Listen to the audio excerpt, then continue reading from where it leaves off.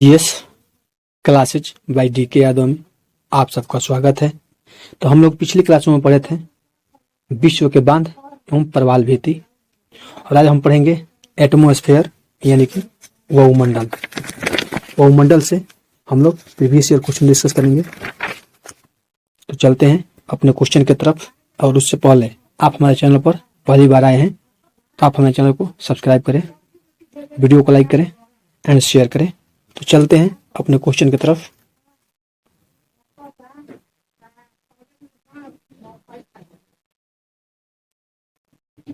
और हमारा पहला क्वेश्चन है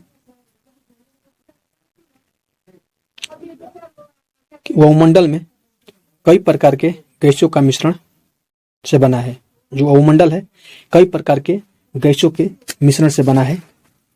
नजदीकी वायुमंडल में पाई जाने वाली पृथ्वी की जो नजदीकी वायुमंडल है वो मुख्यतः कौन सी गैस पाई जाती है? और हमारा ऑप्शन है नाइट्रोजन एवं ऑक्सीजन, नाइट्रोजन एवं कार्बन डाइऑक्साइड, ऑक्सीजन एवं कार्बन डाइऑक्साइड, एथेन एवं ऑक्सीजन। और जो क्वेश्चन है RTS के एग्जाम 1997 में पूछा गया था। तो इस क्वेश्चन का आंसर होगा कि जो पृथ्वी के नजदीकी वायुमंडल है उसमें नाइट्रोजन और ऑक्सीजन की मात्रा सबसे ज्यादा पाई जाती है। जो भारी गैसें होती है वायुमंडल के निचले भाग में, और हल्की जो गैसें होती है ऊपरी भाग में पाई जाती है। तो नाइट्रोजन और ऑक्सीजन जो है इन मतलब कोई कार्बन डाइऑक्साइड से हल्की है, भारी है तो भारी नीचे रहेगा और हल्का ऊपर चला जाएगा। और एथेन भी हल्की है तो वो ऊपर चला जाएगा, और नीचे जो होती है वो भारी गैसें होती है। तो इनमें जो ऑक्सीजन और नाइट्रोजन है भारी गैसें हैं। तो हमारा right answer option number A होगा। ऑप्शन नंबर ए इस क्वेश्चन का राइट आंसर होगा। जो कार्बन डाइऑक्साइड है जो धरातल से 20 किलोमीटर ऊंचाई तक, ऑक्सीजन तथा नाइट्रोजन 100 किलोमीटर तक, और हाइड्रोजन 125 किलोमीटर तक, और ओजोन को छोड़कर अन्य गैसें इससे अधिक ऊंचाई पर पाई जाती है। इस तरह हमारा आंसर ऑप्शन नंबर ए होगा। तो चलते हैं अपने अगले क्वेश्चन पर। वायुमंडल में किस गैस की सर्वाधिक प्रतिशत है? और हमारा ऑप्शन है carbon, nitrogen, oxygen, hydrogen. UPPCS 1993 में और EPRO ARO प्री 2014 के एग्जाम में पूछा गया था। ये दो एग्जाम में रिपीट हुआ है, एक 1993 में और 2014 में। तो बताना है आपको कि वायुमंडल में कौन सी गैस सर्वाधिक प्रतिशत है। तो जो नाइट्रोजन है वो सबसे ज्यादा हमारी वायुमंडल में, पृथ्वी के वायुमंडल में पाया जाता है। करीब करीब 78.08%।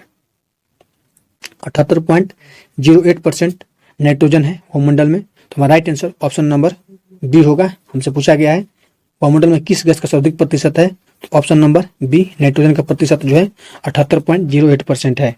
तो हमारा right answer option number B होगा। तो चलते हैं अपने अगले क्वेश्चन पर। और हमारा अगला क्वेश्चन है निम्नलिखित में से कौन सी एक वायुमंडल में अस्थायी गैस है?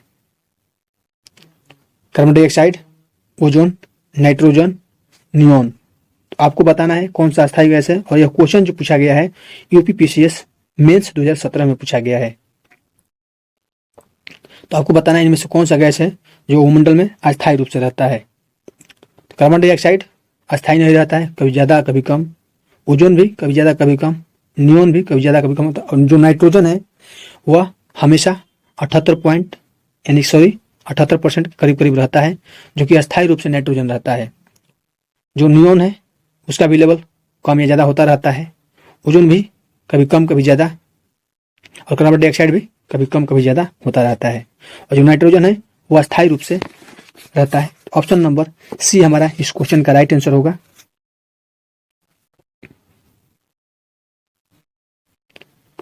चलते हैं अपने अगले क्वेश्चन पर। और हमारा अगला क्वेश्चन है वायुमंडल की 4 परत है: आयन मंडल, मध्य मंडल, सप्ताप मंडल, क्षोभ मंडल।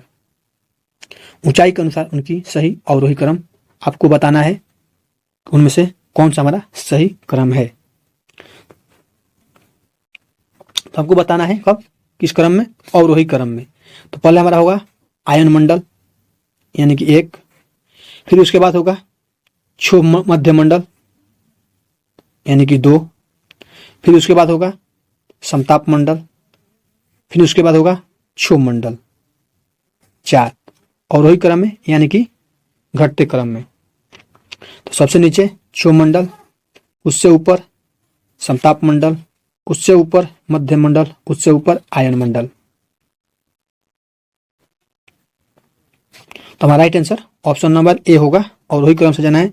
और ये आरोही क्रम में होता है, और आरोही क्रम में होता तो हमारा आंसर होता 4 3 2 1, यानी ऑप्शन नंबर सी हमारा आंसर हो जाता। लेकिन ये पूछा है अवरोही, तो ऑप्शन नंबर ए। ऑप्शन दोनों दिया हुआ है, घटते क्रम और बढ़ते क्रम दोनों दिया है, तो हमें समझना होगा कि अवरोही का मतलब क्या होता है। तो ऑप्शन नंबर जो ए है हमारा राइट आंसर है। और ये क्वेश्चन यूपीपीसीएस मेंस 2005 में पूछा गया था। ऑप्शन नंबर ए हमारा इस क्वेश्चन का राइट आंसर होगा। यहां पर फिगर में लिख लीजिए।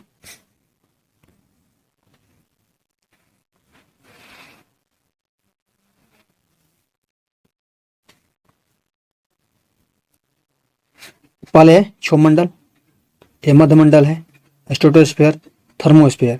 तो पहले क्षोभमंडल है, तो हमारा 1 2 3 4, और ऊपर से आता है तो पहले 4 3 2 1। तो हमें नीचे से जाना है यानी कि घटते क्रम में। तो पहले 1 आ जाएगा, पहले 4 नंबर वाला आ जाएगा क्षोभमंडल। तो इस तरह हमारा आंसर उसका आ जाएगा।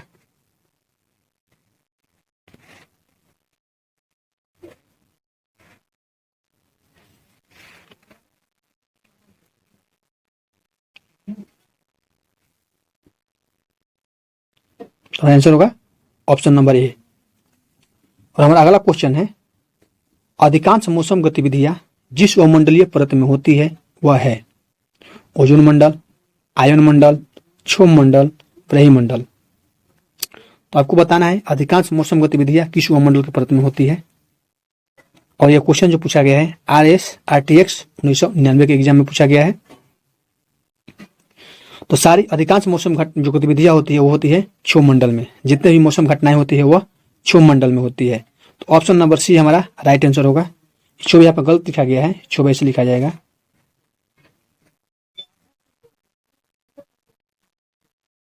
क्षोभ मंडल, तो क्षोभ मंडल हमारा राइट आंसर होगा ऑप्शन नंबर सी। तो चलते हैं अपने अगले क्वेश्चन पर। और हमारा अगला क्वेश्चन है, समताप मंडल को जेट विमानों की उड़ान के लिए आदर्श माना जाता है क्योंकि। और हमारा ऑप्शन है, इस परत में उपस्थित ओजोन के कारण ईंधन की खपत कम होती है, इस परत में तापमान सम रहता है जो इंजन की दक्षता के लिए अनुकूल परिस्थिति है। ऑप्शन नंबर सी है, यह परत विमान भेदी शस्त्रों की मारक सीमा से बाहर है, इस परत में बादल तथा अन्य मौसमी घटनाएं नहीं होती है। आपको बताना है कि इसका आंसर क्या होगा। और यह क्वेश्चन झारखंड पीसीएस 2010 में पूछा गया है। तो हमारा इस क्वेश्चन का राइट आंसर होगा, समताप मंडल जो है जेट विमानों के उड़ान के लिए आदर्श माना जाता है क्योंकि इस परत में बादल अन्य मौसमी घटनाएं नहीं होती है। तो ऑप्शन नंबर डी हमारा राइट आंसर होगा। जो मौसमी घटनाएं होती है वो होती है क्षोभमंडल में।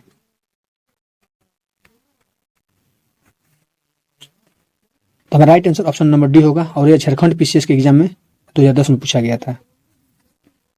और हमारा अगला क्वेश्चन है, ओजोन परत अवस्थित है क्षोभमंडल, क्षोभ सीमा, समताप मंडल, प्रकाश मंडल। तो आपको बताना है ओजोन परत कहाँ अवस्थित होती है। और यह क्वेश्चन 3 एग्जामों में रिपीट हुआ है। यूपीपीसीएस 1997 में एग्जाम हुआ था, उत्तराखंड पीसीएस 2010 में, और छत्तीसगढ़ पीसीएस 2011 में एक क्वेश्चन रिपीट हुआ है।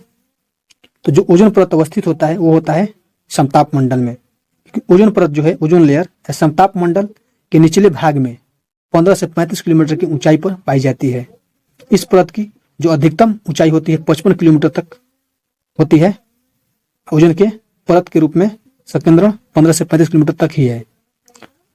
तो जो इसकी होती है, जो इस परत की अधिकतम ऊंचाई होती है वो होती है 55 किलोमीटर, लेकिन ओजोन परत जो होती है वो 15 से 35 किलोमीटर के मध्य में ही होती है। तो हमारा आंसर होगा ऑप्शन नंबर सी, समताप मंडल। समताप मंडल में ही ओजोन परत अवस्थित होता है। तो ऑप्शन नंबर सी हमारा राइट आंसर होगा। तो चलते हैं अपने अगले क्वेश्चन पर। और हमारा अगला क्वेश्चन है, सूरज से निकलने वाली विनाशकारी रेडिएशन में से निम्न में से कौन सा जीवन सुरक्षा प्रदान करता है? ट्रोपोस्फेयर, आइनोस्फेयर, ओजोन की परत, समताप मंडल। तो आपको बताना है जो सूरज से निकलती है रेडिएशन उसे हमें कौन सुरक्षा प्रदान करता है। तो जो ओजोन की परत होती है, ओजोन परत जो होती है वह सूर्य से निकलने वाली किरणों से हमारी रक्षा करता है। तो ऑप्शन नंबर सी हमारा इस क्वेश्चन का राइट आंसर होगा। Option number C. तो इस तरह हमारे आंसर ओजोन परत होगा। और यह क्वेश्चन जो पूछा गया है वह छत्तीसगढ़ पीसीएस 2013 में पूछा गया है। ऑप्शन नंबर, ओजोन की परत जो होती है वह सूरज से जो निकलती है विनाशकारी रेडिएशन वो हमारे रक्षा करती है, जीवन सुरक्षा करती है, जो कैंसर होने से बचाती है। ऑप्शन नंबर सी हमारा राइट आंसर होगा। और हमारा अगला क्वेश्चन है, समताप मंडल में ओजोन परत का कार्य क्या है? हमारा ऑप्शन है भूमंडलीय ताप को स्थिर रखना, भूकंप की आवृत्ति को घटाना, मानसूनों की विफलता से बचाना, भूतल पर पराबैंगनी विकिरण पात को थामना। और जो क्वेश्चन है उत्तराखंड पीसीएस 2002 में पूछा गया है। तो जो समताप मंडल में ओजोन परत का कार्य है वह है भूतल को पराबैंगनी विकिरण से बचाना, यानी कि जो पराबैंगनी किरण आती है उसी जो आती है उसको थाम लेता है, अपने में रोक लेता है, जो समताप मंडल में ओजोन परत है। तो ऑप्शन नंबर डी हमारा राइट आंसर होगा। ओजोन परत जो है पराबैंगनी किरण से हमें रक्षा करती है। तो ऑप्शन नंबर डी इस क्वेश्चन का राइट आंसर होगा। और यह क्वेश्चन उत्तराखंड पीसीएस 2002 में पूछा गया था। तो चलते हैं अपने अगले क्वेश्चन पर। और हमारा अगला क्वेश्चन है, ओजोन परत बताती है, क्या बताती है आपको बताना है। और हमारा ऑप्शन है अंटार्कटिका की वायुमंडलीय स्थिति, शनि ग्रह पर कोई एक आधुनिक खोज, पृथ्वी की सतह से लगभग 10 से 20 किलोमीटर नीचे की परत, पृथ्वी की सतह से 15 से 20 किलोमीटर ऊपर वायुमंडल की परत। और यह क्वेश्चन 38वीं बीपीएससी 1992 में पूछा गया था। तो जो ओजोन परत है और पृथ्वी की सतह से 15 से 20 किलोमीटर ऊपर वायुमंडल में पाई जाती है। तो हम लोग क्या बात इस समय, इससे पहले जो क्वेश्चन आया था उसमें 15 से 35 किलोमीटर के क्षेत्र में ओजोन परत पाई जाती है, लेकिन जो होती है यह 55 किलोमीटर तक होती है। तो ओजोन परत 15 से 35, तो हमने किया दिया है 15 से 20 ऊपर। तो हमारा राइट आंसर क्या होगा? Option number D. तो चलते हैं अपने अगले क्वेश्चन पर। और हमारा अगला क्वेश्चन है, रेडियो तरंगों के विक्षेपण के लिए वायुमंडल के निम्नलिखित स्तरों में से कौन सा स्तर उत्तरदायी है? और हमारा ऑप्शन है ट्रोपोस्फेयर, स्ट्रेटोस्फेयर, मेसोस्फेयर, आइनोस्फेयर। जो रेडियो तरंगों का विक्षेपण होता है वायुमंडल के किस स्तर में उत्तरदायी होता है? तो ट्रोपोस्फेयर, ट्रोपोस्फेयर का मतलब होता है क्षोभ मंडल। स्ट्रेटोस्फेयर, स्ट्रेटोस्फेयर का मतलब होता है समताप मंडल। मेसोस्फेयर, मेसोस्फेयर का मतलब मध्य मंडल। और आयनोस्फेयर का मतलब आयन मंडल। और जो क्वेश्चन पूछा गया है IS प्री 1996 में पूछा गया है और यूपीपीसीएस मेंस 2005 में पूछा गया है। IS 1996 में और यूपीपीसीएस 2005 में पूछा गया है क्वेश्चन। तो जो रेडियो तरंग के विक्षेपण के लिए वो मंडल के निम्नलिखित स्तरों में से कौन सा स्तर उत्तरदायी होता है? तो हमारा आंसर होगा ऑप्शन नंबर डी, आइनोस्फेयर, यानी कि आयन मंडल।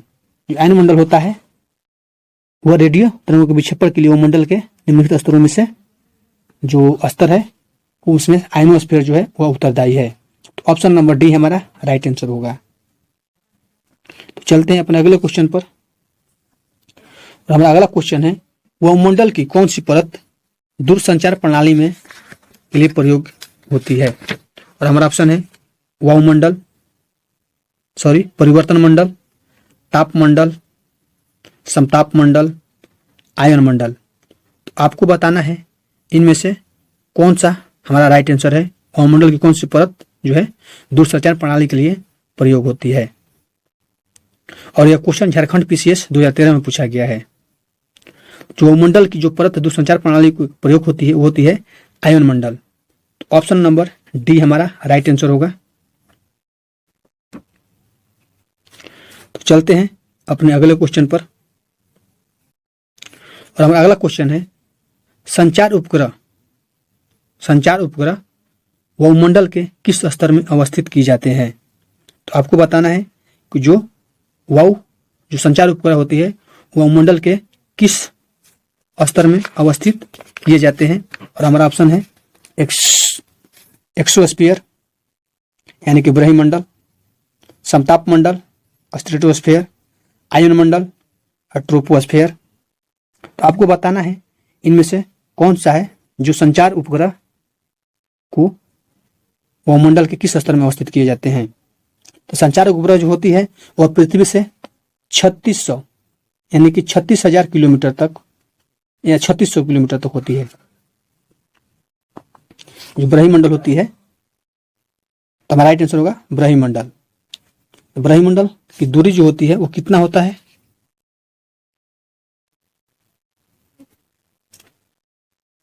तो जो संचार उपग्रह होती है वह पृथ्वी से 36,000 किलोमीटर की ऊंचाई पर स्थापित किए जाते हैं। 36,000 होगा,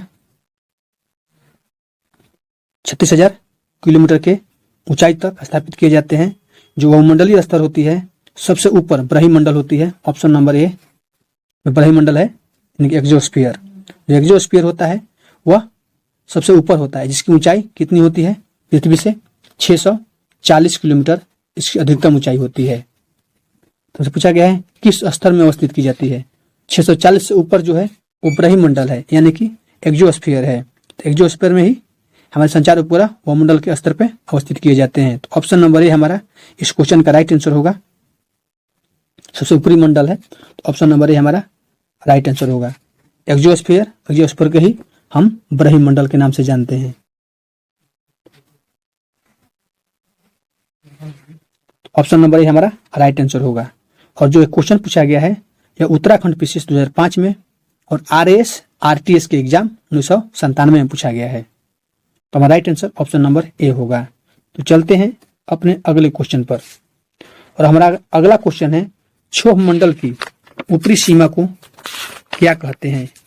हमारा ऑप्शन है ट्रोपोपाज, मेसोपाज, मैग्नेटोपाज, ट्रोपोस्फीयर।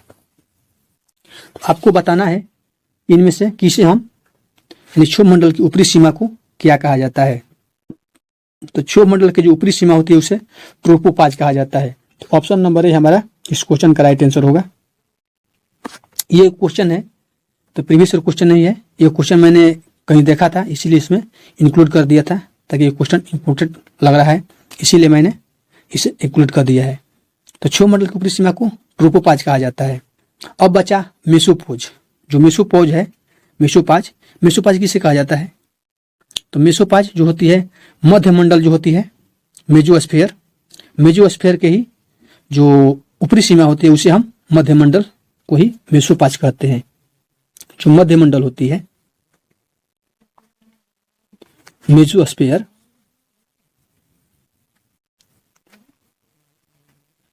की ऊपरी सीमा को हम मेसोपोज कहते हैं, मेसोपोज कहा जाता है। और एक है मैग्नेटोपोज। जो मैग्नेटोपोज होती है